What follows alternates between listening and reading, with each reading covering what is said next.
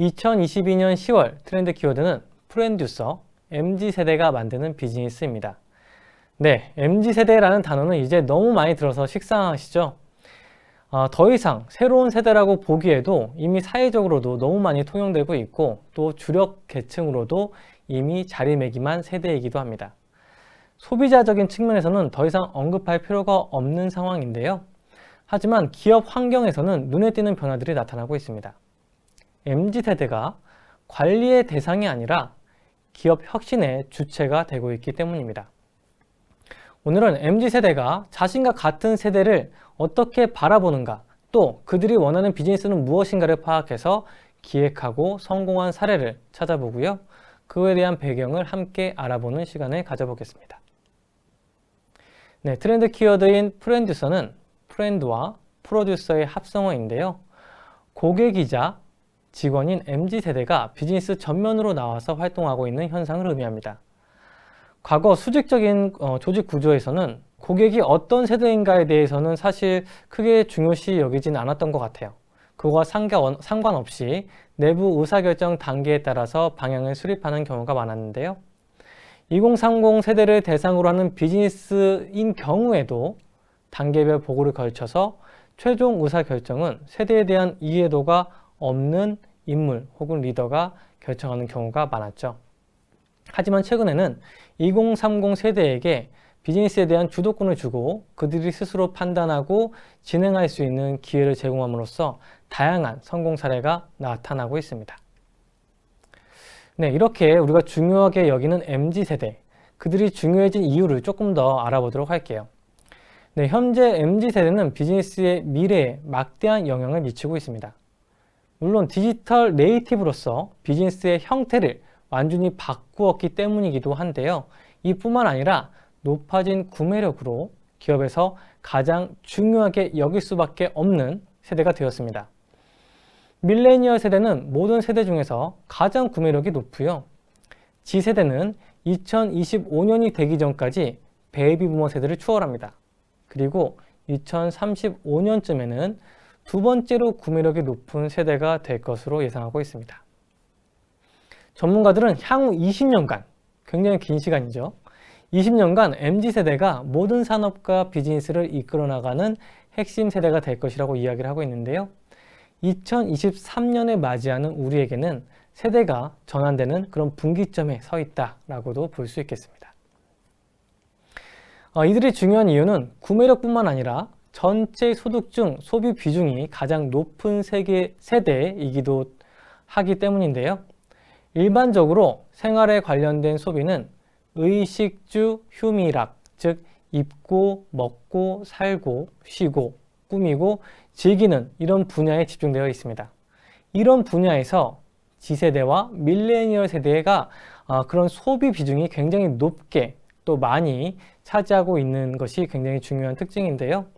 구매력의 성장 이뿐만 아니라 자신의 인컴 대비 높은 소비 비중으로 MZ세대는 기업에게 가장 중요한 세대로 급부상한 것이죠. 세대별 국내 인구 비중을 보면 X세대가 가장 많습니다. 26%고요. 그리고 밀레니얼 세대가 22%, 베이비부머 세대가 15%, Z세대가 14% 수준을 이루고 있습니다. 전체 인구에서 MZ세대는 약 36% 수준인데요. 이건 전체 인구 비율이 아니라 기업 내부적으로 이런 세대 비율을 보면 산업별로 조금 다르긴 하지만 MZ세대는 작게는 30%, 최근 되게 화제가 되고 있는 또 미래 주력 산업으로 평가받고 있는 IT나 전자, 바이오와 같은 산업에서는 최대 80% 이상까지 차지하고 있습니다. MZ세대는 구매력이나 소비 비중뿐만 아니라 기업의 내부에서도 핵심 세대가 이미 된 상황이죠. 인구 구조의 변화, 주력 소비자의 변화, 그리고 최근 ESG 경영 확산에 따른 직원 참여 확대 등과 같은 외부적인 요인이 있죠. 그리고 핵심 고객 변화, 미래 비즈니스에 대한 대응, 그리고 트렌드의 빠른 변화 등 이런 어떤 조직 내부적인 요인들도 있습니다. 이 두 가지 요인에서 기업은 MZ세대의 비즈니스 참여를 적극적으로 독려하고 있고 이에 적합한 조직 개발도 적극적으로 진행하고 있습니다. 그럼 지금의 기업은 어떤 측면에서 급부상하고 있는 MZ세대에 대응하고 있을까요? 기업은 주력 세대로 급부상한 MZ세대를 위해 다양한 변화를 시도하고 있습니다. 가치사슬 모형을 기준으로 말씀드려 보면 최근에는 지원 활동에 국한되어 있었던 초기 모델이 있었죠. MZ세대의 조직 이탈을 방지하고 핵심 인재로 육성하기 위한 지원 활동을 강화시키기 위해 초기에는 굉장히 많은 노력을 했습니다. 조직문화 전담팀을 만들고 사내 캠페인을 하고 타운홀 미팅을 하거나 호칭, 직급제도 개선 등을 많이 하였죠. 실무자의 의견을 더 수렴하기 위해서 주니어 보드를 강화하고 또 상시 조사를 할 수 있는 펄스 서베이를 진행하기도 하였습니다. 이와 조금 더 확장된 개념으로 최근 큰 변화를 미치고 있는 부분은 지원 활동을 넘어서 본원적 활동에 MZ세대가 적극적으로 참여할 수 있도록 기회를 제공하고 있다는 것이죠. 그들이 기업의 미래 고객과 비즈니스 확보를 선도할 수 있도록 MZ세대로 구성된 타겟 마케팅팀을 신설하거나 MZ세대를 위한 특화 플랫폼을 구축하기 위한 조직을 별도로 신설하기도 합니다. 또 MZ세대 구성원 자신이 좋아하는 컨텐츠, 또 문화, 인플루언서, 그들과 직접적으로 또 지속적으로 콜라보레이션을 할 수 있는 기회를 제공하기도 하고요. 또 그들이 좋아하는 지역이나 공간에 팝업 스토어를 열기도 합니다. 고객이자 직원으로서 활동하면서 열린 조직 형태로 고객의 의견을 비즈니스에 적극적으로 반영하는 추세가 이어지고 있습니다. 기업의 활동적인 측면으로 보면 크게 4개 분야로 나눠 볼 수 있겠는데요. 인적 자원 관리, 그리고 제조와 생산, 마케팅과 세일즈, 그리고 서비스 영역입니다. 분야별로 한번 확인해 보도록 하겠습니다. 먼저 인적 자원 영역입니다. 가장 보편적으로 이루어지고 있는 활동이지만 과거보다 참여의 정도가 더 강해지고 있습니다. 단순히 형식적인 지원이나 이벤트에 국한되는 것이 아니라 주력 세대로서 기업이 지속 가능하도록 조직 문화를 적극적으로 개선하는 활동을 하고 있고요.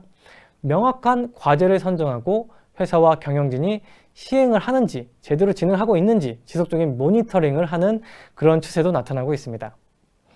예를 들어 홈플러스는 평균 입사 3년 차로 구성된 조직을 만들고 홈플러스의 미래를 이끌어갈 구성원들을 참여시켜서 조직 문화의 방향성을 수립합니다. 플러스 체인저는 매달 정례 회의를 통해 조직 문화 과제를 제시하고 컬처 앰베서더는 플러스 체인저가 제시한 과제를 실천하고 독려하는 활동을 합니다. 신한금융투자는 주니어 보드가 선정한 혁신 과제 15가지를 무조건 시행하겠다는 협약식까지 맺었는데요. 주니어 보드 20명이 콘클라베 방식으로 15개의 혁신안을 도출하였고 이 콘클라베 방식은 카톨릭에서 교황을 선출하는 방식으로 전원이 동의할 때까지 진행하는 그런 회의 방식을 의미하죠.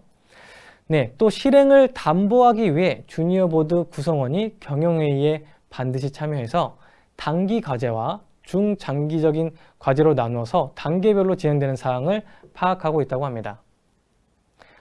확실히 과거와 다른 그런 흐름들이 나타나고 있는데요. 조직이 우수한 인재를 유지하고 또 미래 성장 동력을 육성하기 위해 정말 많은 노력을 하고 있구나, 그리고 노력을 해야 된다라고 저는 생각이 드네요.